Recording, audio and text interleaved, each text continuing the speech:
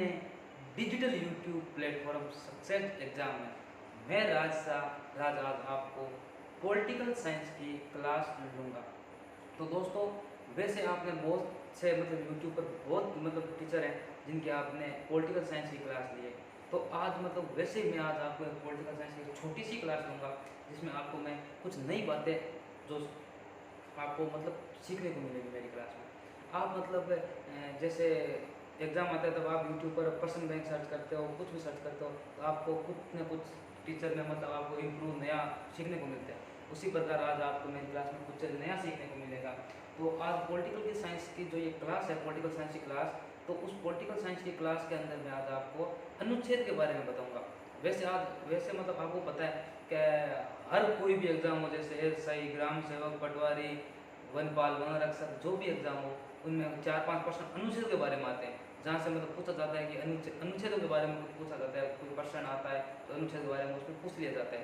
तो मैं आज आपको इसमें यह बताऊंगा अनुच्छेद के बारे के अंदर कि जो अनुच्छेद को कैसे याद किया जाता है। हम अनुच्छेद को भूल जाते हैं कि हम 52 का अनुच्छेद हम 152 के अंदर कर देते हैं, 25 को 40 के अंदर कर देते हैं, ऐसे छोटी मोटी गलती हो जाती है, हर किसी से हो जाती है। तो आज आपको मैं अनुच्छेद जो टॉपिक है उसमें आपको अनुच्छेद 52 से अनुच्छेद 151 तक के अनुच्छेद को आपको मैं लिखना, पढ़ना, याद करना ट्रिक वाइज से सिखा दूंगा, आप जो भी बोलो। तो सबसे पहले आपको मैं बताता हूँ कि हम पढ़ेंगे आज अनुच्छेद है, उसमें हम अनुच्छेद, आपको मैं बताया कि हम अनुच्छेद 52 से 151 तक, अब 52 से 151 तक के जो अनुच्छेद है, 52 से 151 तक अनुच्छेद, 52 से 151 तक के अनुच्छेद के अंदर ये जो सेंट्रल गवर्नमेंट के बारे में आते हैं, जो केंद्र सरकार होती है हमारी, ये अनुच्छेद केंद्र सरकार का बखान करती है। केंद्र सरकार किस तरह कार्य करती है, केंद्र सरकार में कौन कौन कार्य करते हैं, और उनके अनुच्छेद, उनके जो कैसे बनते हैं, कैसे हटाए जाते हैं, किस तरह से बनते हैं, कौन बनाते हैं उन्हें, वो सब इन अनुच्छेद में वो स्पष्ट रूप से आएंगे।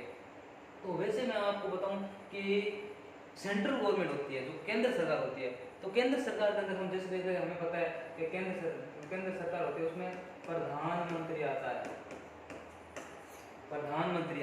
प्रधानमंत्री केंद्र सरकार के अंदर आता है।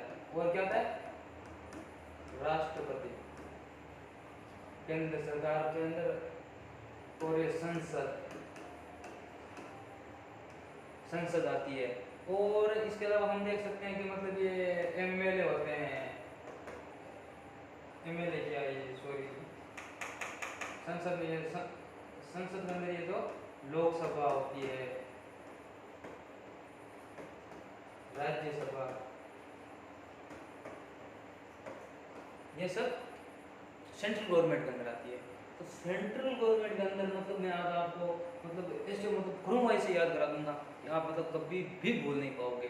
एक बार क्लास को जरूर लेवे और मेरे को ये बताइए कमेंट करके कि आपको क्लास कैसी लगी। अगर आपको मेरे पढ़े हुए में से कुछ भी आपको थोड़ा बहुत फायदा हो, अगर आपको क्लास अच्छी लगे तो आप कमेंट करके जरूर बताना, मैं आगे रेगुलर क्लासेस डालता रहूँगा। तो आप मुझे इसका रिस्पॉन्स जरूर दें।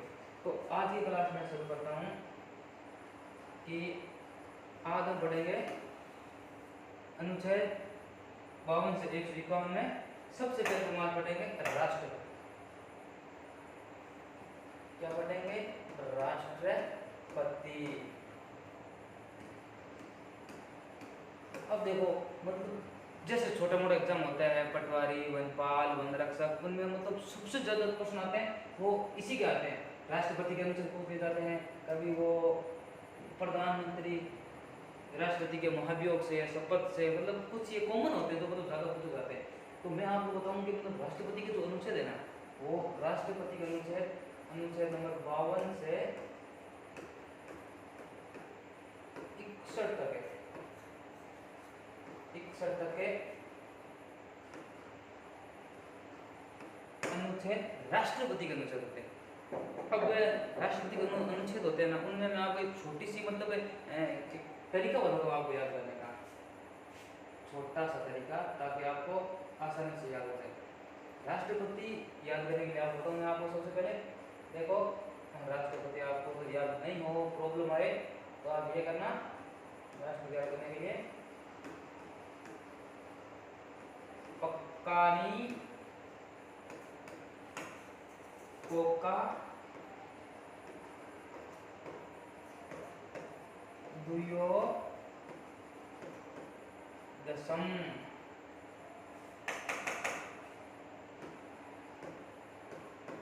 पक्कानी कोका द्वयोदशम पक्कानी पक्कानी कोका द्वयोदशम पक्कानी कोका द्वयोदशम। अब आप बोलोगे कि सर ये क्या?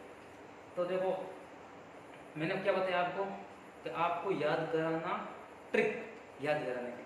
तो मैं आपको अभी जस्ट बोर्ड पर आपको पूरे कंप्लीट हो जाएगी। अब देखो पक्कानी कोका द्वयोदशम।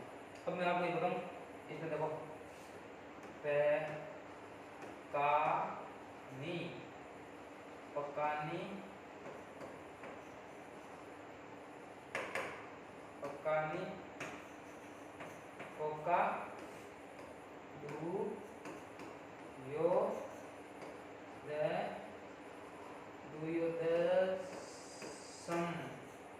ये अब इसको करो, ये पक्कानी कोका द्वयोदशम 52 53 54 55 और ये अनुच्छेद नंबर 56। ये हो गया अनुच्छेद अपना 57, ये अनुच्छेद 58 59 60 और 61। ये आप लोग हो गए पूरे अनुच्छेद। अब आप बोलोगे सर ये क्या? तो आप थोड़ा सब्र करो। ये हो गए जितने। अब देखो ये देखो आप बोलो तरीके से सर हमने क्या बताया आपको? पक्का नहीं, इसका हमने लिया पे, तो हम इसको करेंगे अनुच्छेद नंबर 52। अब बताऊं आपको कि जो अनुच्छेद नंबर 52 है वो अनुच्छेद 52 राष्ट्रपति का अनुच्छेद 52 है। उसमें क्या है? ये राष्ट्रपति का मतलब अनुच्छेद 52 है, मतलब राष्ट्रपति के जो अनुच्छेद 52 पहला अनुच्छेद है। तो पहले में क्या है मतलब सबसे पहले राष्ट्रपति का आता है पद, कि राष्ट्रपति का पद क्या है। तो जो अनुच्छेद नंबर ये 52 है ना, ये अनुच्छेद 52 राष्ट्रपति के पद की व्याख्या करता है कि अनुच्छेद 52 के अंदर राष्ट्रपति का क्या है? पद। और पद की क्या करता है? ये व्याख्या कि राष्ट्रपति का पद जो सर्जित है राष्ट्रपति का पद है, जिसका मतलब वर्णन किसे क्या है? राष्ट्रपति का पद। राष्ट्रपति का पद अनुच्छेद नंबर 52 के अंदर है। और आपको मैं बताऊं कि राष्ट्रपति का जो पद है वो यूके से आया गया है। राष्ट्रपति का पद कहां से आया गया है? यूके से, यूनाइटेड किंगडम। अब यूके से आया गया है। अब राष्ट्रपति का पद जो है यूके से आया गया, ये क्या है कि ब्रिटेन की जो महारानी है उसके पद के समान राष्ट्रपति के पद का बयान किया गया है यहाँ पे कि राष्ट्रपति का पद है जो ब्रिटेन की महारानी के समान है। तो अनुच्छेद 52 के अंदर क्या है? राष्ट्रपति का पद। और राष्ट्रपति का पद कहां से आया गया? यूके से। और ब्रिटेन की महारानी के समान राष्ट्रपति का क्या है? पद है। अब आपका बताऊं पक्कानी का क्या है? अनुच्छेद नंबर 53 में क्या है? का। अब आप मेरे को बताओ कि ये अनुच्छेद नंबर का क्या है? केवल अनुच्छेद का किसके बारे में बताया गया है इसके अंदर? तो मैं बताऊं आपको अनुच्छेद नंबर 53 अनुच्छेद क्या? का। पक्कानी कोका द्वयोदशम पे का। अब का क्या मतलब हुआ? का मतलब हुआ यहाँ पे का क्या हुआ? कार्यपालिका।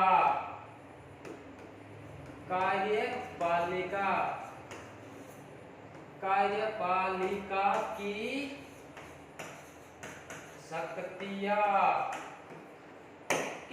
कार्यपालिका की जो शक्तियां है, जो मतलब दिखावटी शक्तियां होती है, वास्तविक शक्तियां नहीं, दिखावटी शक्तियां क्या होती है? राष्ट्रपति में निहित होती है।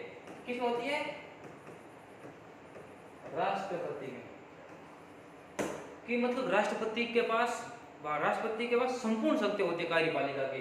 जो कार्यपालिका की जो शक्ति होती है तो किसके पास होती है? राष्ट्रपति के पास। और जो वास्तविक शक्ति होती है कार्यपालिका की, दिखावटी शक्तियां तो होती है अपने राष्ट्रपति के पास, और जो वास्तविक शक्तियां होती है वो होती है प्रधानमंत्री के पास। वो हम पढ़ेंगे आगे प्रधानमंत्री के अंदर। आपको मैं वो भी बहुत सटीक तरीके से आपको बताऊंगा। देखो ये हो गया पक्कानी कोका द्वयोदशम का 52 और 53 हो गए। एक कार्यपालिका की शक्तियां राष्ट्रपति के पास होती है और दिखावटी, और वास्तविक शक्ति किसके पास होती है? प्रधानमंत्री। किसके पास होती है बच्चों? प्रधानमंत्री के पास हो। अब आगे बताओ आपको पक्का नी, यानी क्या पता है पक्का नी।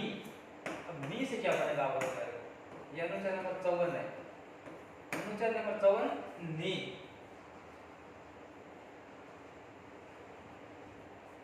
तो बताओ आप अनुच्छेद नंबर 54 नी, इसका क्या होता है नी का निर्वाचन।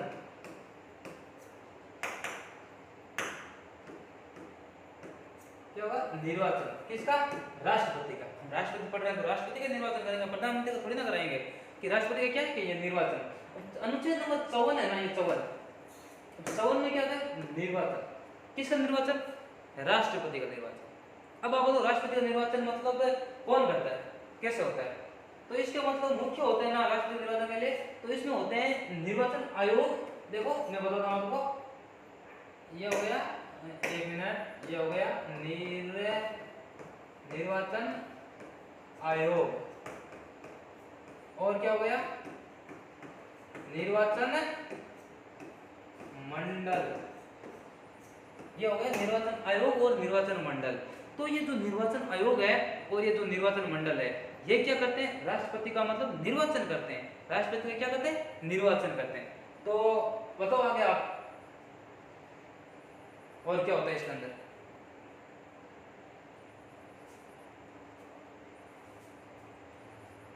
तो इसमें क्या होता है, राष्ट्रपति का निर्वाचन मतलब निर्वाचन के अंदर कौन कौन शामिल होता है, ये बताओ आप मेरे को पहले। तो आप मेरे को बताओ, मैं आपको प्रश्न पूछ रहा हूँ कि राष्ट्रपति के निर्वाचन के अंदर कौन कौन शामिल होता है, बताओ आप मेरे को।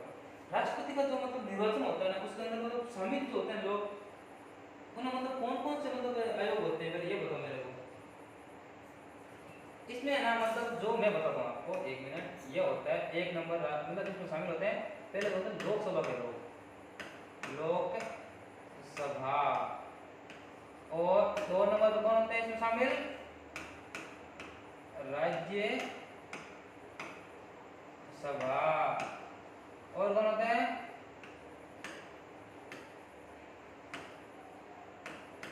विधान सभा के, लोकसभा के लोग, राज्यसभा के लोग और विधानसभा के लोग क्या होते हैं, इसके निर्वाचन के अंदर शामिल होते हैं। और इसके अंदर आप बोलोगे सर वो जो 12 लोग मनोनीत होते हैं, विधान परिषद होती है, 2 एंग्लो इंडियन होते हैं, ये होते हैं वो होते हैं। अब आप मुझे मतलब प्रश्न तो करोगे और आपका मतलब फर्ज भी बनता है प्रश्न करने का।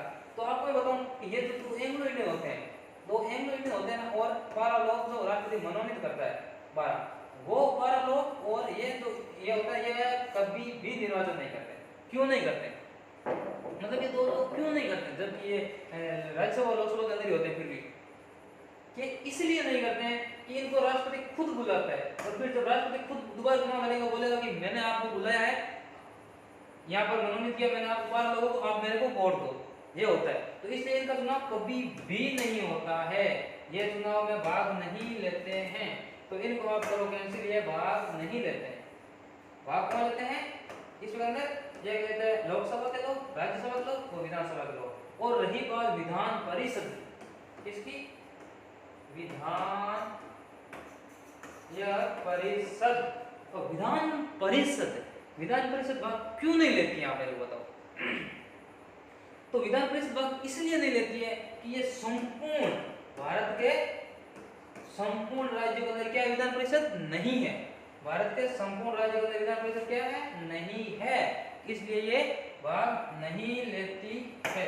चुनाव के अंदर भाग क्या करती है, नहीं लेती है। तो अब आपको मैं बताऊं आगे कि मतलब राज्य और देश दोनों अलग अलग होते हैं। मतलब केंद्र सरकार के अंदर केंद्र राज्य पूरे देश में केंद्र सरकार करती है, राज्य सरकार भी राज्य सरकार करती है। तो मतलब देश होता है, ये देखो ये देश है, अपना देश है, क्या है देश, अपना भारत, और ये अपना राजस्थान, क्या है ये अपना राजस्थान मान लिया, हरियाणा मान लिया, पंजाब मान लिया, जो कुछ भी मान लिया। अब ये हो गया एग्जाम्पल, देखो समझ लो आप राज्य होते हैं, आप इतना ही मानो, आप इतना ही समझो कि ये राज्य और ये क्या देश। देश में क्या चलती है आपको पता है, देश में चलती है क्या संसद, देश में क्या चलती है संसद, और राज्य के अंदर क्या चलती है, अगर देश में संसद चलती है तो एक राज्य के अंदर क्या चलेगी, राज्य के अंदर चलेगी विधानमंडल, क्या चलेगा विधान ये देखो विधान मंडल, क्या चलेगा? विधान मंडल चलेगा। तो विधान मंडल चलेगा और जो इस देश के अंदर संसद, अब संसद के अंदर देखो देश के अंदर चलेगा लोकसभा और राज्यसभा। देश के अंदर राज्यसभा और लोकसभा, और इसके अंदर राज्य के अंदर क्या चलेगा? विधान मंडल, विधान सभा। अरे ये क्या होगा? विधान सभा और विधान परिषद, क्या चलेगा? विधान मंडल और विधान परिषद। अब विधान मंडल और विधान परिषद चलेगा देश मतलब राज्य के अंदर, और लोकसभा और राज्यसभा चलेगा देश के अंदर। अब मतलब जो ये लोकसभा होते हैं, ये जो लोकसभा है, लोकसभा इससे अंदर 2 एमएलए आते हैं और राज्यसभा के अंदर 12 लोगों को मनोनीत किए जाते हैं। तो ये जो 2 एमएलए आते हैं, अब आप बताओ मेरे को एमएलए किसे कहते हैं? ये क्या हुआ? एमएलए किसे कहते हैं ये बताओ मेरे को। एंग्लो इंडियन, एंग्लो इंडियन मैं आपको बताऊं कि एंग्लो इंडियन है ना, एंग्लो इंडियन वो क्या होता है? क्या मतलब अगर किसी मतलब कोई महिला भारतीय महिला है और उसकी मतलब शादी यूरोपीय पुरुष हो जाती है, सिर्फ यूरोपीय पुरुष से, अगर कोई भारतीय महिला की शादी किससे हो जाती है? यूरोपीय पुरुष से। ये क्या है? भारतीय महिला, ये यूरोपीय पुरुष, तो ये क्या हो जाती है? शादी। और इन दोनों की शादी से जो उत्पन्न हमनी मोटू छोटू गोलू जो संतान होती है इसकी, ये क्या कहलाती है? Anglo Indian. ये क्या कहलाती है? Anglo Indian. ये एंग्लो इंडियन कहलाएगी। ये जो संतान है क्या कहलाएगी? ये है अपनी एंग्लो इंडियन, ये एंग्लो इंडियन कहलाएगी। और एंग्लो इंडियन सिर्फ मतलब यूरोपीय पुरुष है, यूरोपीय पुरुष शादी को क्या कहलाएगी? Anglo Indian. अब आप बोलोगे sir Rahul Gandhi Anglo Indian है, तो राहुल गांधी क्या एंग्लो इंडियन नहीं है? आप मजाक मत करना इस बात पे, राहुल गांधी एंग्लो इंडियन नहीं है। ये क्या है? Anglo Indian. ये एंग्लो इंडियन क्यों है? अगर कोई भारतीय महिला और पुरुष कौन सा? यूरोपीय, यूरोपीय पुरुष से क्या हो जाती है इनकी शादी। अब आप बोलोगे मैं तो भाई साहब असम से लेके आया हूँ, मेरा बच्चा भी एंग्लो इंडियन होगा, तो भाई असम वाला एंग्लो इंडियन नहीं है, वो अपने यहाँ सिर्फ यूरोपीय देश की बात कर रहा। क्या कर रहा मैं? यूरोपीय देश की बात कर रहा हूँ। अब मतलब ये जो चुनाव होते हैं ना, इसमें मतलब मैं आपको निर्वाचन पढ़ा रहा था, निर्वाचन के अंदर बता रहा था, तो निर्वाचन के अंदर मैं आपको बताऊं कि इसमें अप्रत्यक्ष रूप से चुनाव होता है। किसमें होता है? अप्रत्यक्ष रूप से। अप्रत्यक्ष रूप से कैसे होता है? तो मतलब आप बोलोगे कि सर मैंने तो कभी जाकर प्रधानमंत्री राष्ट्रपति को वोट दिया ही नहीं है, मैं तो कभी लाइन में लगा ही नहीं हूँ कि ये लो मैंने रामनाथ कोविंद जी को क्या दिया? वोट दिया। सही बात है भाई, मैं भी नहीं लगा हूँ, आप कैसे लगोगे? कभी मैं भी नहीं गया हूँ वोट देने के लिए भारत को। तो इसमें क्या होता है? मतलब अप्रत्यक्ष रूप से चुनाव होता है। इसमें क्या होता है? अप्रत्यक्ष रूप से क्या होता है? चुनाव। नंबर 1 अप्रत्यक्ष रूप से चुनाव होता है, अप्रत्यक्ष रूप से चुनाव होता है। और दूसरा क्या होता है इसमें? मतलब इसकी मतलब जो प्रणाली होती है, विधि होती है मतलब चुनाव की, वो मतलब उसका क्या नाम होता है आपको बताओ? तो उसमें क्या है कि ये होती है एकल संक्रमणीय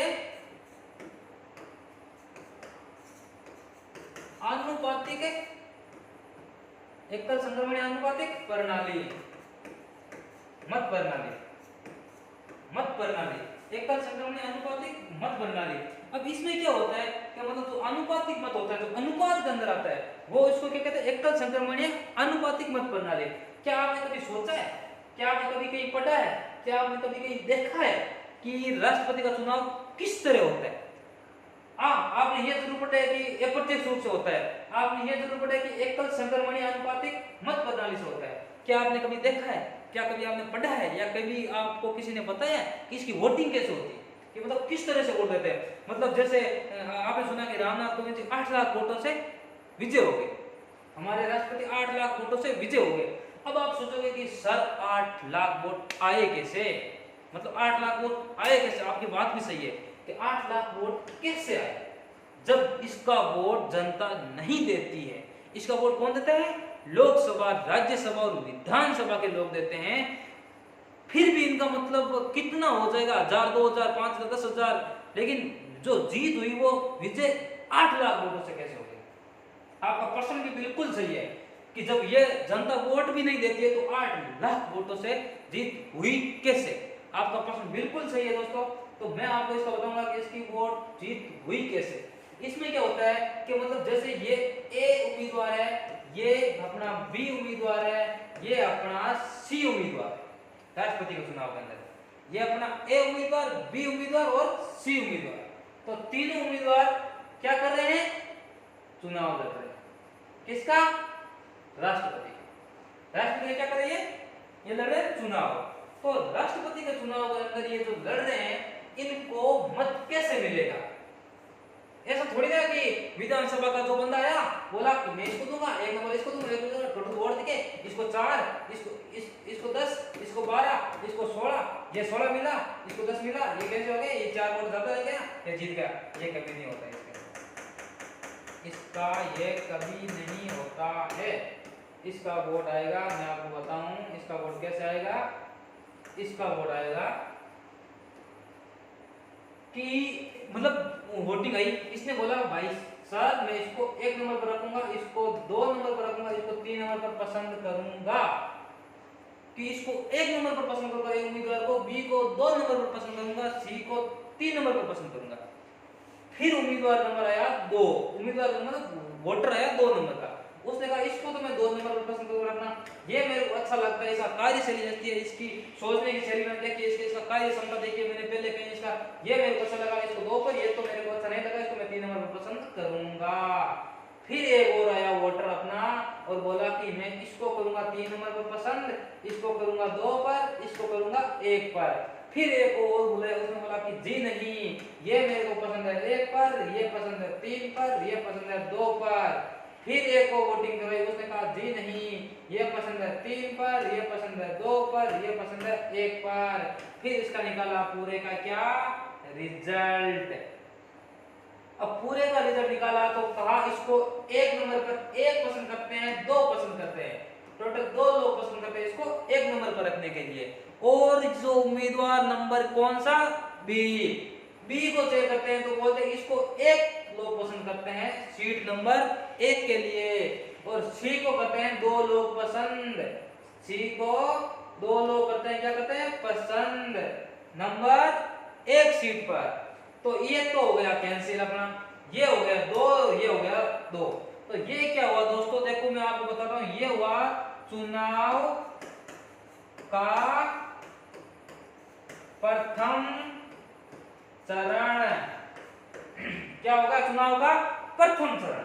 अब प्रथम चरण के अंदर क्या हुआ, कोई भी नतीजा सामने नहीं आया, ये देखो किसी की भी विजय नहीं हुई।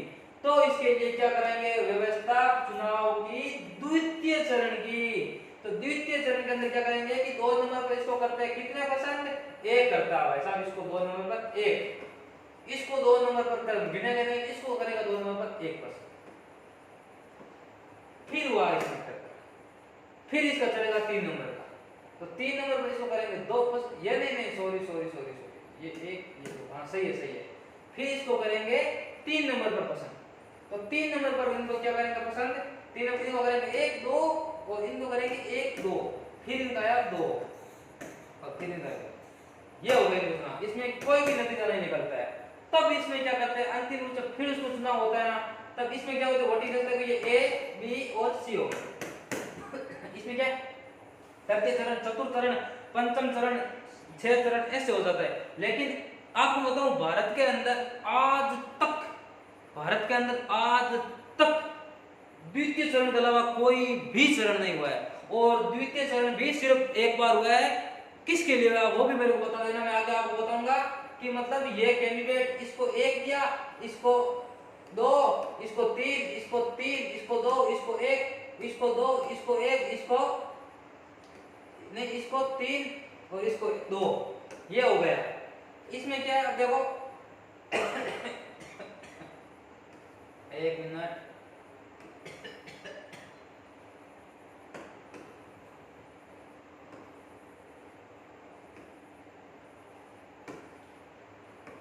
एक मिनट, ये देखो फिर से यहाँ, फिर इसमें क्या हुआ, इसको देखा एक पर एक को पसंद, इसमें एक को एक पर, इसको एक को एक पर, इसको एक पर, फिर इसको दो पर कितने पसंद करते हैं, 0, इसको दो पर करते हैं 2, इसको दो पर करते हैं 1 1, ये हो गया 2। फिर से अब दो चरण में दिख रहे हैं, तो इसमें क्या होता है देखो, इसमें कोई भी नहीं है, ये हुआ प्रथम चरण, इसको द्वितीय चरण के अंदर इसको 2 मिले, इसको 1 मिले, ये हुआ कैंसिल, लिया गया विजय। तो इसमें क्या है, मतलब चरण से चरण मैंने आपको समझाया पहले कि किस तरह से इसके चरण पढ़े जाते हैं, क्योंकि मैं आपको 2 चरण बताऊं और आप 2 चरण के अंदर आपके मतलब जो विजय नहीं हो पाए, आप बोलोगे कि सर 2 चरण में विजय हुए नहीं, इसलिए मैंने आपको ये लंबा ट्रिक बताया कि इसमें चुनाव कैसे करा जाता है, 3 चरण 4 चरण 5 चरण, अंत में किसकी विजय होती है, ये है ट्रिक। आप बोलोगे कि सर ये तो 3 ही बोर्ड लोगों ने दिया, तो बच्चे बोर्ड पर मैंने आपको समझाने के लिए सिर्फ 4-5 लोगों से वोटिंग करोगे, वहां पर तो आप सोचो कि कितने एमएलए आते हैं, कितने एमपी आते हैं पूरे भारत के, वो सब लोग मिलकर उनको क्या देते हैं, वोट देते हैं। तो इसमें क्या होता है, द्वितीय चरण में क्या होगी, विजय हो गई। आप मेरे को एक छोटा सा प्रश्न बताओ कि भारत के किस राष्ट्रपति के लिए द्वितीय चरण की मतगणना करवाई गई, द्वितीय चरण की क्या करवाई गई, मतगणना करवाई गई। आप मेरे को बताओ किसके लिए करवाई गई, आप मेरे को कमेंट करके बता देना, मैं आपको लास्ट में बताऊंगा, तब तक आपको मैं नहीं बताऊंगा इसके बारे में कि किसके लिए द्वितीय चरण की व्यवस्था करवाई गई। अब आपको मैं बताता हूं एक छोटा सा आगे प्रश्न कि आपने मेरे को निरोधन पढ़ लिया, अब आपने कार्यपालिका के शब्द पढ़ा आगे, उसको भी मैं थोड़ा सा बता देता हूं विस्तार से। कार्यपालिका क्या है, कार्यपालिका क्या काम है इसका, मेरे को बताओ।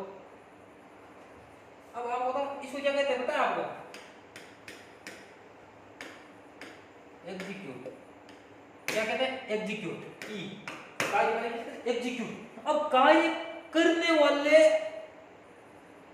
मतलब जो ये कार्यपालिका होती है इसको क्या कहते हैं, एग्जीक्यूट, इंग्लिश के अंदर क्या कहते हैं इसको, एग्जीक्यूट। और अब मतलब जो कार्य करने वाले अफसर होते हैं, जो क्या करते हैं, कार्य करने वाले अफसर जो कार्य को करते हैं, क्या कहते हैं, ऑफिसर, क्या होता है वो ऑफिसर, उसको हम कहेंगे executive, executive officer, executive officer, EO, ये होता है एग्जीक्यूटिव ऑफिसर। अब बताऊं आपको कि जो कार्य करने वाले लोग होते हैं उनको बोलेंगे एग्जीक्यूटिव ऑफिसर। अब एग्जीक्यूटिव ऑफिसर बोलेंगे कार्य करने वाले लोगों को। अब इनके ऊपर भी एक हेड होता है, मास्टर के ऊपर हेडमास्टर होता है, आपको पता है, पर जो मतलब होता है अपने स्कूल का मास्टर होता है, वो क्या करता है, पढ़ाता है, उसके ऊपर होता है हेडमास्टर, जो उसको क्या करता है, नियंत्रण। अब बताओ कि एग्जीक्यूट के ऊपर जो अफसर होता है उसको हम क्या बोलेंगे, चीफ, क्या बोलेंगे, चीफ। और वो किसके ऊपर है, कार्य करने वाले अफसर के ऊपर, हम उसको बोलेंगे chief executive, chief executive officer, chief executive officer, CEO, chief executive officer, इसको हम कहते हैं सीईओ। हम बोलते हैं ना वो हमारे गांव का लड़का बाहर तैयारी करने गया, किसकी तैयारी करने गया, सीईओ की तैयारी करने गया भाई, सीईओ की, वो सीईओ यही है, चीफ एग्जीक्यूटिव ऑफिसर। अब आप मेरे को बताओ कि ये जो वोटिंग होती है, क्या होती है, वोटिंग, इस वोटिंग के अंदर जो मतलब वोट कैसे गिना जाता है, वोट को कैसे गिना जाता है।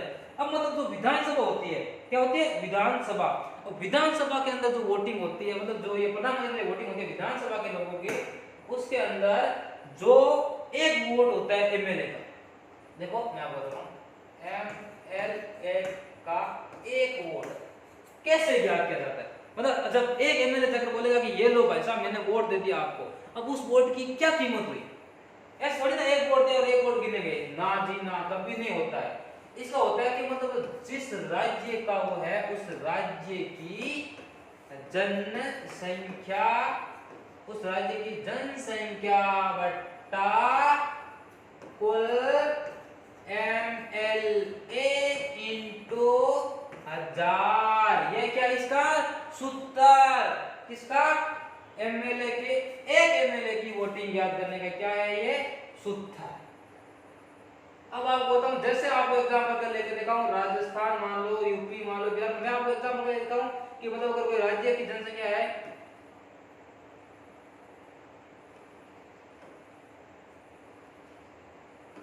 10 करोड़ मान ले, 1 करोड़ मान ले, उसकी जनसंख्या कितनी है 1 करोड़, उसकी जनसंख्या 1 करोड़, और फिर उसकी हो गई देखो 10 करोड़ जनसंख्या, माना 10 करोड़ जनसंख्या, और एमएलए उसके मान लिया हमने 250,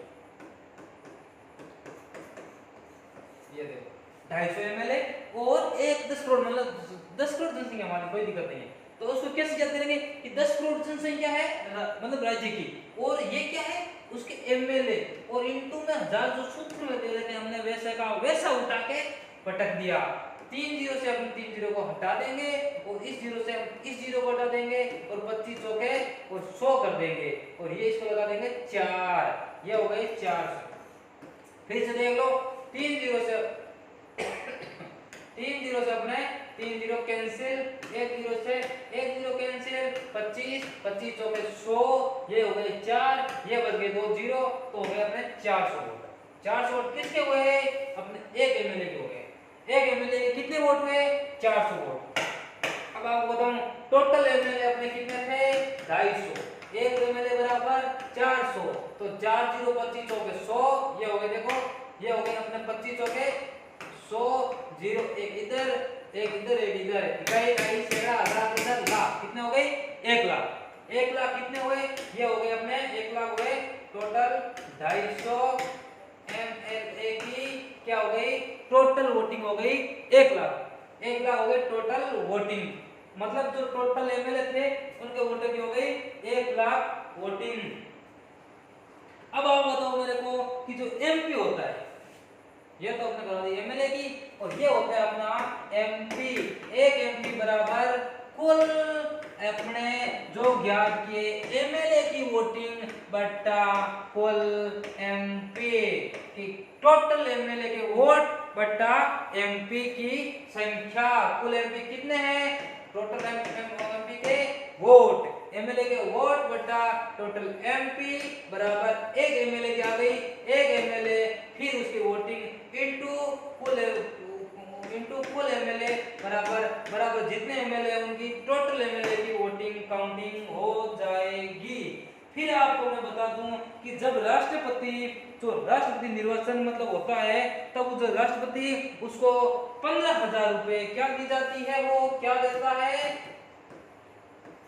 15,000 क्या देता है, ये 15,000 रुपए देता है, जिसको क्या कहते हैं जमानत राशि।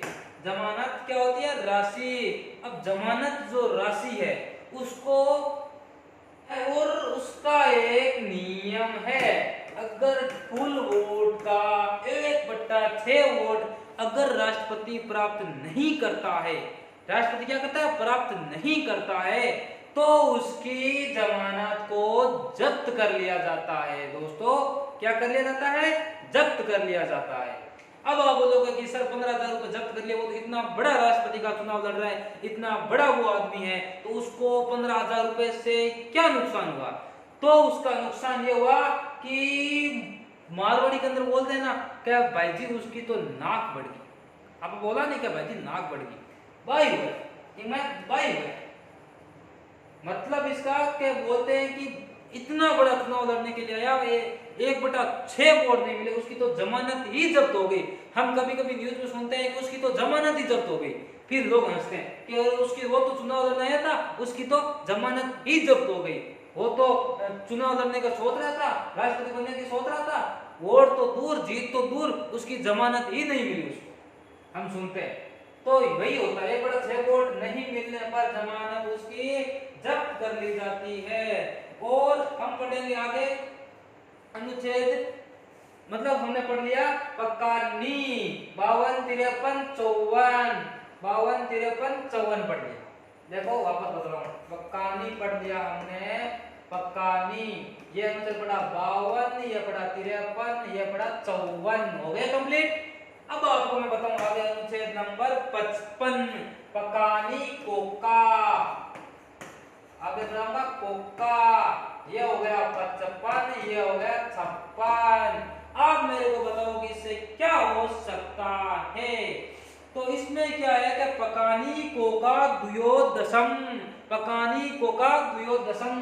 तो कोका, तो कोका हम बनाएंगे आपको यहाँ पर कोटा। ये हो गया कोटा। अनुच्छेद नंबर 55, 55 नंबर अनुच्छेद हो गया राष्ट्रपति का कोटा। किसका कोटा? राष्ट्रपति का, राष्ट्रपति का कोटा। तो राष्ट्रपति को फिक्स कोटा होता है, वो अनुच्छेद नंबर 55 के अंदर आएगा। अब आप मेरे को बताओ कि राष्ट्रपति का कोटा कैसे ज्ञात किया जाता है। तो राष्ट्रपति का जो कोटा होता है उसको ज्ञात करने के लिए एक छोटा सा क्या है, सूत्र।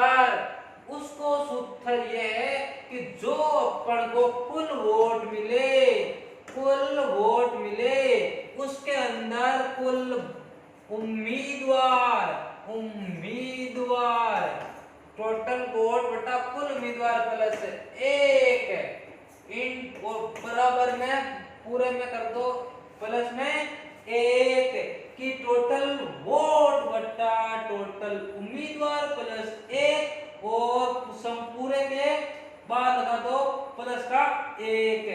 ये हो गया अपना राष्ट्रपति का कोटा। अब आपको आगे बताऊं कोका, कोका का बचा का, वो हो गए 55 और हम पढ़ेंगे आगे 56 के अंदर का मतलब हो गया कार्यकाल। यह हो गया राष्ट्रपति का कार्यकाल। कि राष्ट्रपति का, पहले हमने राष्ट्रपति के पद का बखान किया कि वो राष्ट्रपति का कौन सा पद है, राष्ट्रपति का कौन सा पद है।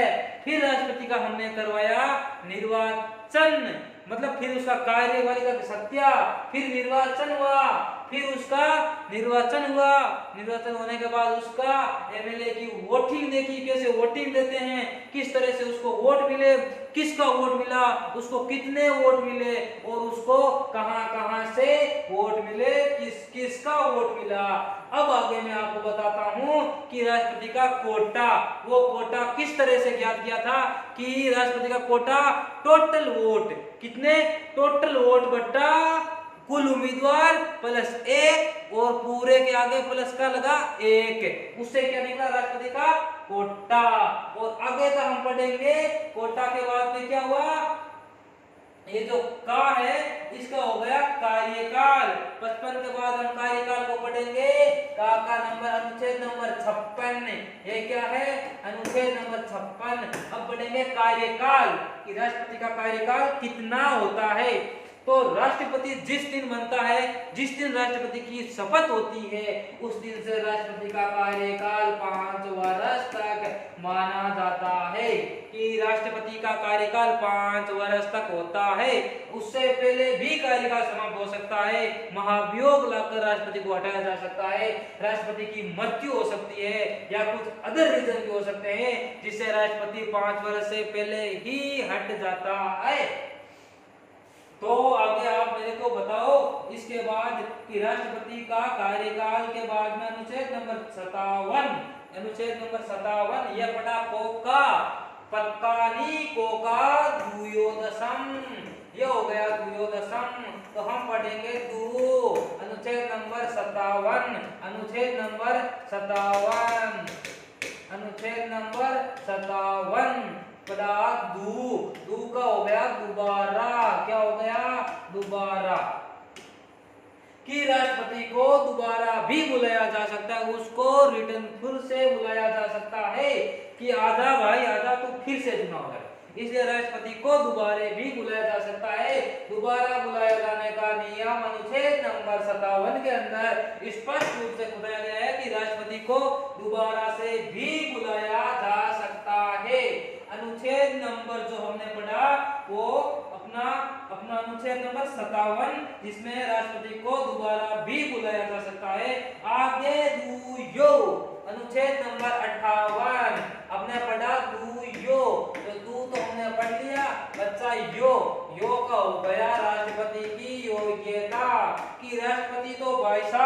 बन सकते हो, पर आपकी योग्यता भी होनी चाहिए कि आप राष्ट्रपति बनने के योग्य हो या नहीं हो। आप कहीं सड़क से उठाकर तो आपको नहीं लाया गया है, आपके पास पूरी योग्यता है या नहीं है, आप भारत के हो या नहीं हो, आप बाल्य अवस्था में हो, आप युवा अवस्था में हो या वृद्ध अवस्था में हो, आपकी उम्र कितनी है, आप किस उम्र तक चुनाव लड़ सकते हो, ये भी राष्ट्रपति की योग्यता में गिनी जाती है। तो आपको बताऊं कि राष्ट्रपति की जो योग्यता है उसमें सबसे पहले हम पढ़ते आए हैं कि वो भारत का नागरिक होना चाहिए, कि वो भारत का नागरिक होना चाहिए। ये तो भाई बिल्कुल सही बात है कि वो भारत का प्रथम नागरिक होगा, भारत का राष्ट्रपति होगा, और वही बंदा भारत का नहीं है तो फिर भारत के प्रथम नागरिक होने का क्या मतलब है?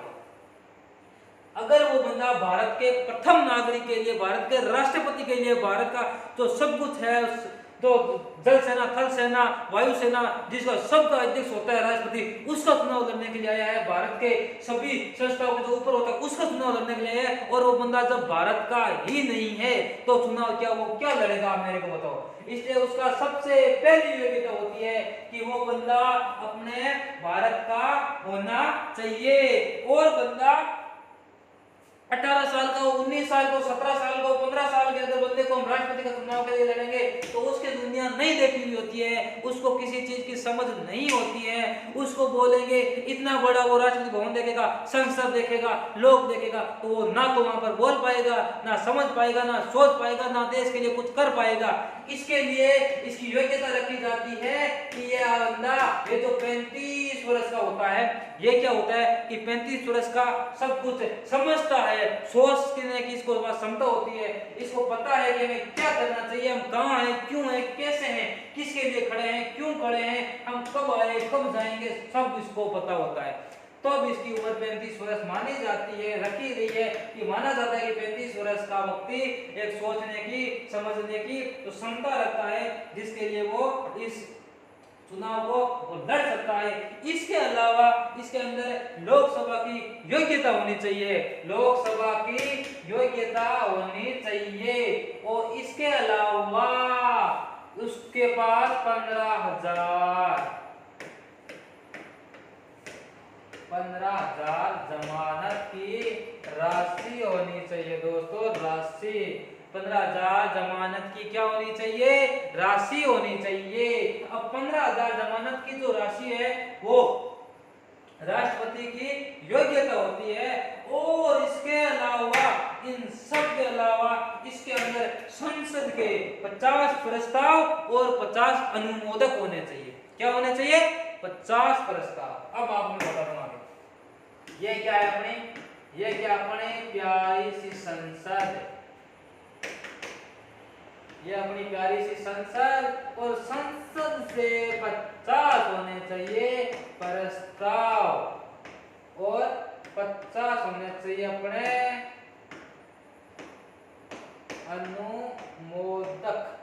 अब बताओ, 50 प्रस्ताव, 50 अनुमोदक। क्या आपने कभी सोचा है कि प्रस्ताव क्या होता है, क्या होता है प्रस्ताव, क्या होता है अनुमोदक? तो मैं आपको बताऊं कि 50 प्रस्ताव और 50 अनुमोदक है वो संसद से होना चाहिए। यह नहीं है कि राज्यसभा से होना चाहिए या लोकसभा से होना चाहिए, संपूर्ण संसद से, संपूर्ण संसद से क्या होना चाहिए? अनुमोदक और प्रस्ताव। और प्रस्ताव में आपको बताऊं कि जैसे मैंने चुनाव लड़ा, मैंने कहा कि मैं राष्ट्रपति का क्या लड़ रहा हूं, चुनाव लड़ रहा हूं, तो मैं राष्ट्रपति का पर्चा ऐसे नहीं है कि मैंने इधर से गया, किसी दुकान से गया और बुक डिपो से गया कि भाई साहब राष्ट्रपति का फॉर्म दो, और मैंने राष्ट्रपति का फॉर्म भरा और डाक से लगा दिया कि लो भाई मैं राष्ट्रपति क्या लड़ रहा हूं, चुनाव लड़ रहा हूं। तो ये कभी नहीं होता है। राष्ट्रपति के चुनाव लड़ने के अलग अलग तरीके होते हैं, नियम होते हैं, योग्यता होती है, विधि होती है, सब कुछ होता है। इन सब से गुजरना पड़ता है तब जाकर चुनाव होता है। भाई साहब सीधा चुनाव तो सरपंच का भी नहीं होता है। किसका नहीं होता है? सरपंच का भी सीधा चुनाव होता है। उसके लिए भी नियम होते हैं, उसके लिए भी नियम होते हैं, उसके लिए भी योग्यता होती है, कंडीशन होती है, सब कुछ होती है, शर्तें होती है। इसलिए ये तो भाई साहब राष्ट्रपति का चुनाव है। किसका? राष्ट्रपति का चुनाव। तो इसमें क्या होता है कि अगर राष्ट्रपति के लिए चुनाव लड़ना है तो उसको 50 प्रस्ताव लाने पड़ेंगे कि संसद से, संसद की लोकसभा राज्यसभा को मिक्स करके 50 लोग ये प्रस्ताव लाएंगे कि ये लो भाई साहब लिखित रूप में कि हम इसको चुनाव लड़ेंगे। अब जैसे मेरा मानो कि 50 लोगों ने प्रस्ताव लाया कि हम राजशाह को प्रधानमंत्री, राष्ट्रपति, ये जो राष्ट्रपति का चुनाव है, हम इसमें इसको राष्ट्रपति के लिए हम इसको पसंद करते हैं, ये राष्ट्रपति का पर्चा भरे अपना। तब ये 50 लोग आएंगे कि ये लो, मैं भी पसंद करता हूँ, मैं भी पसंद करता हूँ, मैं भी पसंद करता हूँ। इस तरह से कम 50 लोगों के प्रस्ताव आएंगे, तभी वो राष्ट्रपति का लिए मतलब प्रस्ताव आएंगे। फिर उन प्रस्तावों में से 50 प्रस्तावों में से संसद के 50 अनुमोदक आएंगे कि पहले तो प्रस्ताव आ गए कि भाई हम इनको पसंद करते हैं, लिखित रूप में ये लो, हम इनको पसंद करते हैं, इनको वोट दो। फिर 50 लोग आएंगे और बोलेंगे कि मुझे ये पसंद है, आप इनको चुन सकते हो। फिर आएगा कि हाँ, ये इन लोगों ने जो 50 लोगों ने प्रस्ताव ले गए, ये मुझे पसंद है, मैं इसको पसंद करता हूँ, ये चुनाव लड़ सकता है। फिर आएगा कि हाँ जी, मैं इसको पसंद करता हूँ, ये चुनाव लड़ सकता है। तब जाकर ये क्या करेगा कि राष्ट्रपति का फोरम भरेगा। ये राष्ट्रपति क्या करेगा? ये राष्ट्रपति क्या करेगा? फोरम भरेगा। ये किसका भरेगा फोरम? ये भरेगा राष्ट्रपति का फोरम। तब जाके राष्ट्रपति के फोरम के लिए लायक होता है। ये होती है एक राष्ट्रपति की योग्यता। अगर राष्ट्रपति नागरिक है, भारत का 35 वर्ष का है, राज्यसभा लोकसभा की योग्यता रखता है, 15,000 रुपए राशि की है, अगर उसके 50 प्रस्ताव नहीं आए तो वो चुनाव नहीं लड़ सकता है। वो क्या कर सकता है?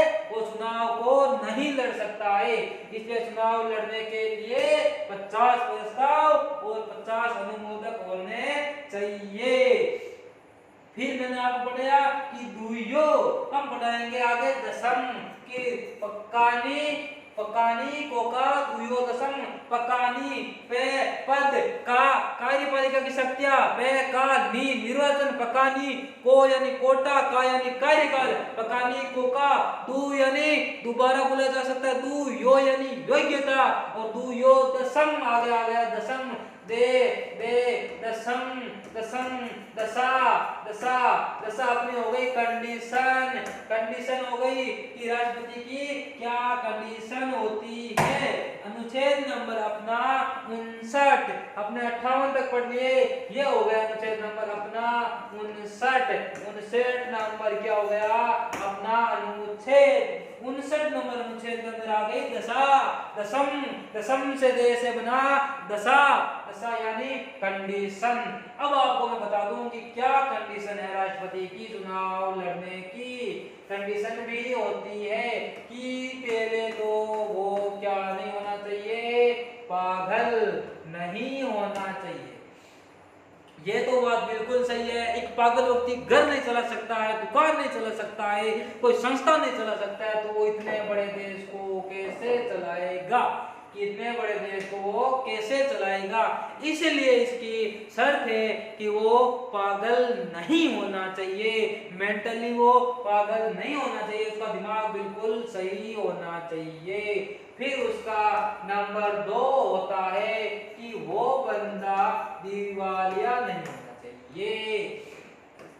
ये देखो, मैं बताता हूं कि दिवालिया किसे कहते हैं। पहले तो कि जो कोई बंदा लाखों का, करोड़ों का, अरबों का, खरबों का लोन ले चुका है और उसके पास लोन लेने के बाद में वो बोलता है कि मेरे पास तो एक पैसा भी नहीं है, या तो मेरे को मौत के घाट उतार दो, मेरे को आप मार दो, या फिर मेरा कर्जा माफ कर दो। भाई सीधी सी बात है, मेरे पास देने के लिए 1 रुपया भी नहीं है। आप मेरे को 2 मारो, चाहे 10 मारो, चाहे 100 मारो, आप मेरे को जान से मारो, लेकिन मेरे पास कोई पैसा नहीं है, वो बंदा होता है दिवालिया। अब ये नियम क्यों रखा कि दिवालिया नहीं होना चाहिए, नहीं होना चाहिए? ये नियम इसलिए रखा, ये नियम बच्चों इसलिए रखा कि अगर कोई बंदा 2 करोड़, 10 करोड़, 200 करोड़ का लोन ले चुका है, उस बंदे को हम अपना राष्ट्रपति बनाएंगे तो वो कभी भी देश के लिए काम नहीं करेगा, देश के जनता का कोई भी काम नहीं करेगा। वो क्या करेगा? अपने 200 करोड़, 2 करोड़, 20 करोड़ जितने रुपए हुए उसको पहले भरेगा, यानी कि उसको चुकाएगा।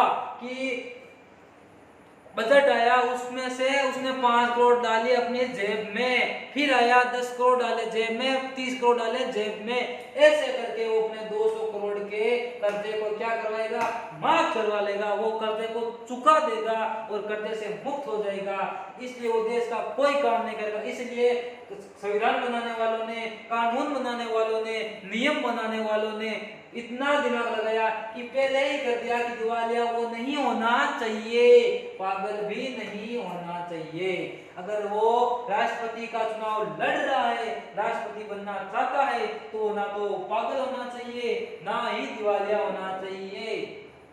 और इसके अलावा कि वो लाभ के पद पर नहीं होना चाहिए, कि लाभ का पद है, जो लाभ का पद होता है, उस लाभ के पद पर वो राष्ट्रपति का उम्मीदवार नहीं होना चाहिए, कि वो सरकारी अध्यापक नहीं होना चाहिए एग्जाम के लिए, वो डॉक्टर नहीं होना चाहिए, वो वकील नहीं होना चाहिए, वो किसी संस्था का मतलब वो सरकारी कर्मचारी नहीं होना चाहिए, वो कुछ भी नहीं होना चाहिए, लाभ का पद तो होना ही नहीं चाहिए।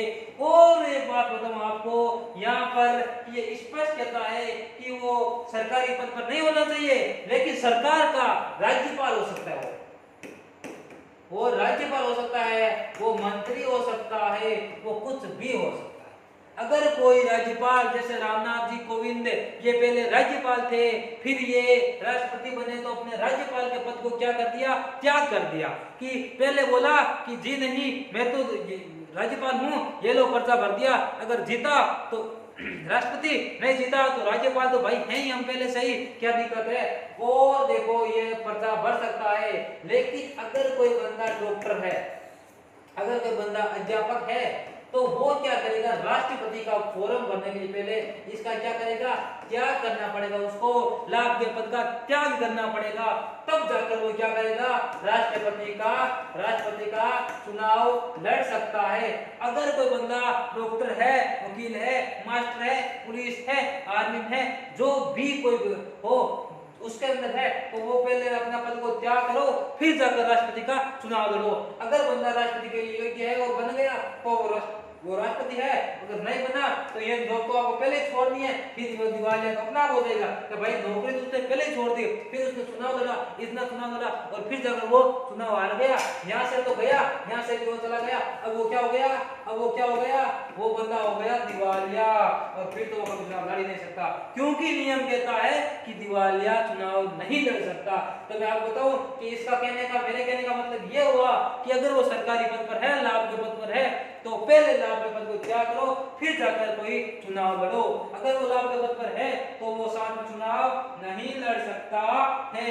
अब हम पढ़ेंगे दसम हमने पढ़ लिया, कंडीशन हमने पढ़ ली। अब हम पढ़ेंगे अनुच्छेद नंबर 60, ये हो गई सेक हो गई शपथ, ये हो गई शपथ, ये अपनी हो गई शपथ कि राष्ट्रपति की जो शपथ होती है, राष्ट्रपति पहले पकानी को का द्वियोदशम पद आया, फिर का कार्यपालिका की शक्ति आई, निर्वाचन आया, पकानी को कोटा आया, कोटा, और का कार्यकाल आया उसका, पकानी को का दू आया, दू का मतलब दोबारा उसको दोबारा बुलाया जा सकता है।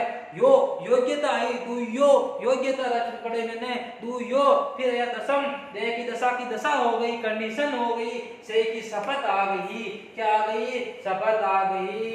शपथ आपको पता है कि राष्ट्रपति पद पर आया, फिर निर्वाचन हुआ, कार्यकाल आया, योग्यता सब कुछ करके राष्ट्रपति बन चुका है। क्या बन चुका है, राष्ट्रपति, क्योंकि राष्ट्रपति की शर्तें बता दी मैंने, राष्ट्रपति की कंडीशन बता दी, राष्ट्रपति अपनी कंडीशन पार करके, कंडीशन को मानकर वो बंदा राष्ट्रपति बन चुका है।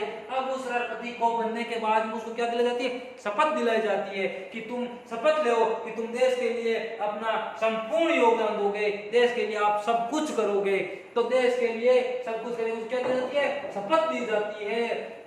शपथ कौन देता है, शपथ देता है इसको सुप्रीम कोर्ट का मुख्य जो न्यायाधीश होता है, तो जज होता है, किसका होता है, सुप्रीम कोर्ट का जो जज होता है वो इसको सुप्रीम कोर्ट का जो जज होता है वो इसको देता है, शपथ देता है। अगर सुप्रीम कोर्ट का जज बोले कि मेरे तो साला साहब की शादी है, मैं तो चला अपने ससुराल बीवी के साथ, मैं चला अपने ससुराल बीवी के साथ रसमलाई खाने के लिए। आप जानो, प्रधानमंत्री जाने, राष्ट्रपति जाने, जज जाने, बाकी के मुझे तो कोई मतलब नहीं है, मैं तो चला अपने ससुराल। तब बताओ कि क्या इसकी शपथ होती है या नहीं होती है? तब इसकी शपथ होती है या नहीं होती है? तो मैं बताऊं, तब इसकी शपथ जो जो जो मतलब जो सुप्रीम कोर्ट का वरिष्ठ न्यायाधीश होता है, वरिष्ठ न्यायाधीश की जज तो या नहीं है, लेकिन इसके नीचे जो जज है, जो वरिष्ठ न्यायाधीश है इसके, वो इसको शपथ दिलाएंगे। क्या दिलाएंगे बच्चों? शपथ दिलाएंगे। अगर वो भी यहाँ नहीं है तो उससे नीचे वाला दिला देगा, उससे नीचे वाला दिला देगा। ऐसा तो है नहीं कि सुप्रीम कोर्ट के लगा के लोग सारे कहीं शादी में घूमने चले, ऐसा तो कभी नहीं हो सकता है। कोई तो कोई रहेगा। अगर घर के अंदर दादाजी नहीं होते हैं तो काम पापा जी संभाला करते हैं, अगर घर में दादाजी नहीं होते हैं तो काम पापा जी संभाला करते हैं, अगर घर में पापा जी भी नहीं हो तो अपना बड़ा भाई काम संभालता है। मुंह अतिथि आता है तो भाई भी नहीं है बाहर तो हम उनको चाय पिलाते हैं। अगर हम भी नहीं है, हमारी सिस्टर, हमारी माता जी, हमारी भाभी जी जो भी होती है वो उनका स्वागत करती है, उनकी मतलब जो भी उनका काम होता है वो करता है। वैसे ही इसमें होता है, अगर मुख्य न्यायाधीश यहाँ नहीं है तो वरिष्ठ न्यायाधीश को शपथ दिलाएगा, वरिष्ठ न्यायाधीश नहीं है तो उनसे छोटा जो भी कोई न्यायाधीश है वो क्या दिलाएगा? इनको शपथ दिलाएगा। अब आप मेरे को बताओ, यहाँ पर एक हमने पढ़ लिया दसम, अब हमने लास्ट में पढ़ा दसम, हमने पढ़ा दसम, ये हो गया 59, ये हो गया 60 शपथ, ये हो गया 61 मैं क्या बताओ आप मेरे को कि मैं क्या हुआ? मैं तो टीचर हुआ। मैं बताता हूँ कि इसमें का क्या हुआ, इसमें का क्या हुआ। इसमें का आपको बताऊं, इसका हुआ महाभियोग। क्या हो गया? महाभियोग। महाभियोग का मतलब होता है कि राष्ट्रपति को महाभियोग लाकर, ये देखो अनुच्छेद नंबर 61, महाभियोग लाके हटा दिया जाता है, हटा दिया जाता है। कि राष्ट्रपति को पहले पद बखान किया, उसको निर्वाचन करवाया, उसका कार्यपालिका की शक्तियां बताई, उसका कोटा किया, उसका कार्यकाल किया, योग्यता की, कंडीशन की, शपथ दिलाई, फिर जाके उस बेचारे को हटा दिया जाता है। कि उसको महाभियोग लाकर क्या कर दिया जाता है? हटा दिया जाता है। अब आपको मैं ये जो महाभियोग है, ये क्या है? महाभियोग अनुच्छेद नंबर 61, ये आपको मैं नेक्स्ट क्लास के अंदर पूरा विस्तार से बताऊंगा कि महाभियोग किस तरह से लाता है, कौन लाता है, कैसे लाता है, क्यों लाता है, किसके लिए लाता है और कब लाता है, ये सब मैं आपको नेक्स्ट क्लास के अंदर बताऊंगा। तो आप मेरे को बताओ कि आपको इस क्लास के अंदर क्या आपको प्रॉब्लम लगी, क्या कमी लगी। आपको अगर कोई प्रॉब्लम है तो आप मेरे को कमेंट करके जरूर बताइए कि आपको कहाँ समझ नहीं आया। एक बार क्लास एंड होने से पहले मैं आपको फिर से बता दूं आपको क्लास एंड होने के पहले आपको बताता हूँ कि पकानी कोका दुयो दशम की पकानी कोका द्वयोदशम। आपको देखो मैं तरीके से फिर से बताता हूँ, एक बार कंफ्यूज मत होना। ये देखो, ये अपना अनुच्छेद नंबर 52, ये हो गया 53, ये हो गया अपना 24, ये देखो 55, ये हो गया 56, ये हो गया 57, ये हो गया 58, ये हो गया अपना 59, ये हो गया 60 और ये हो गया अपना 61। ये देखो पकानी को का द्वयोदशम पे यानी पद राष्ट्रपति का पद कहाँ से आया गया? यूके से आया गया, ब्रिटेन की महारानी के समान आ गया। का यानी कार्यपालिका की शक्तियां इसमें होती है। फिर हो गया इसका, ये क्या हुआ? इसका फिर हो गया इसका कार्यपालिका की शक्तियां इसमें होती है। और फिर पकानी कोका द्वयोदशम कानी पद युकेश आया गया, ब्रिटेन की महारानी के समान, और काका कार्यपालिका की सत्ता इसमें निहित होती है। निर्वाचन कैसे होता है हमने अभी बताया, निर्वाचन आयोग निर्वाचन मंडल के द्वारा इसका निर्वाचन होता है। और फिर आ गया इसका कोटा, यह हो गया इसका कोटा, और यह हो गया इसका कोटा, और यह हो गया कार्यकाल, यह हो गया कार्यकाल, यह हो गया इसकी दशा कंडीशन, यह हो गई राष्ट्रपति की योग्यता कि वो कैसे बन सकता है, किस तरह बन सकता है, यह हो गई दशा इसकी कंडीशन, यह हो गई योग्यता, यह हो गई कंडीशन, यह हो गई शपथ, और यह हो गया महाभियोग। अनुच्छेद नंबर 60 दशा, अनुच्छेद नंबर 59 दशा, और 60 शपथ, और 61 हो गई आपकी महाभियोग। तो आपको मैं बता दूं कि आपको कैसी लगी मेरी क्लास, किस तरह से आपको पढ़ाया जाता है, किस तरह से आपको याद कराया जाता है, किस तरह से आपको बताया जाता है, किस तरह से आपको ऐसा बताया जाए कि आप फिर कभी ना भूलो। मैंने आपको बताया है कि राष्ट्रपति के टोटल 52, 53, 54, 55, 56, 57, 58, 59, 60, 61 ये टोटल अनुच्छेद मैंने आपको एक छोटी सी क्लास के अंदर एक विस्तृत रूप से बताया है। तो आप मेरे को बताओ कि आपको कैसी लगी क्लास, क्या आपको क्लास के चलते ही याद हुआ या नहीं हुआ। मेरी गारंटी है अगर आपने पेन को और कॉपी हाथ में लेकर दोनों ईयरफोन कान में डालकर पूरा ध्यान क्लास में लगाकर, ना कि बीच में ऊपर आए हुए इंस्टा, व्हाट्सएप और टेलीग्राम मैसेज को पढ़कर चैटिंग करके उन सबको इग्नोर कर अगर आपने ये 40-45 मिनट की जो क्लास है 1 घंटे की, इस क्लास को अगर आपने सही ढंग से देखा है तो मैं गारंटी लेता हूं आपको इसी क्लास के अंदर ये सब टॉपिक क्या हो गए याद हो गए भाई, याद हो गए, मैं गारंटी देता हूं। अगर आपने सही ढंग से देखें तो याद हो गए। और मैं आपको एक फायदे की बात बताऊं, राष्ट्रपति से बहुत से अनुच्छेद पूछे जाते हैं। किसमें? एग्जाम में पूछे जाते हैं भाई। कोई रोड पर चलते घटना पूछता है, और रोड पे चलते ही पूछ लेता है कि भाई राष्ट्रपति का जो निर्वाचन होता है वो कौन करता है, हमें पूछता है। तो वो मैंने आपको अभी बताया यहाँ पर कैसे करते हैं। और आपका पूछ लेना दूसरे बच्चों से कि राष्ट्रपति की वोटिंग कैसे होती है, जो मैंने आपको बताई उम्मीदवार ABC वाली, पूछ लेना। बहुत कम लोग जवाब देंगे इसका, बहुत कम लोग जवाब देंगे। तो मैं आपको बता दूं कि आप मेरे को कमेंट करके बताना और क्लास को लाइक करना, और अपना ये जो चैनल है, कौन सा चैनल, सक्सेस एग्जाम को सब्सक्राइब करें, लाइक करें, और इस वीडियो को ज्यादा से ज्यादा शेयर करें, और कमेंट करके जरूर बताएं। और आपको मैं याद दिला दूं, मैंने आपको एक प्रश्न पूछा था कि भारत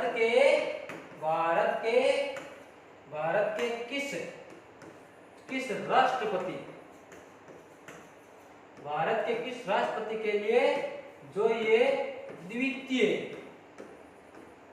मतगणना की व्यवस्था करवाई गई कि भारत के किस राष्ट्रपति के लिए द्वितीय चरण की मतगणना करवानी पड़ी, इसलिए कि प्रथम चरण में उसका कोई रिजल्ट निकल कर नहीं आया, कोई विजय नहीं हुआ। तो इसका उत्तर आप मेरे को कमेंट बॉक्स में जरूर देवे। अगर जो बंदा इसका जवाब देगा, नेक्स्ट क्लास में उस बंदे का नाम लिया जाएगा कि उस बंदे ने जवाब दिया। जितने भी बंदे देंगे उन सबका मैं नाम लूंगा कि कौन कौन ने जवाब दिया। अब तो आप मेरे को बताओ कि भारत के किस राष्ट्रपति के लिए द्वितीय चरण की मतगणना करवाई गई। आप मेरे को बताओ कमेंट के अंदर कि किस राष्ट्रपति के लिए द्वितीय चरण की मतगणना करवाई गई। नेक्स्ट क्लास में उस बंदे का नाम लिया जाएगा।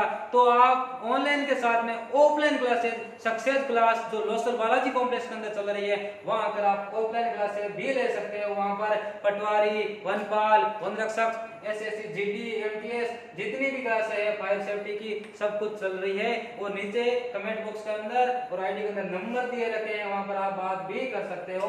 तो आपका बहुत बहुत धन्यवाद। क्लास को लाइक करें, कमेंट करें, ज्यादा से ज्यादा शेयर करें और चैनल को सब्सक्राइब करें।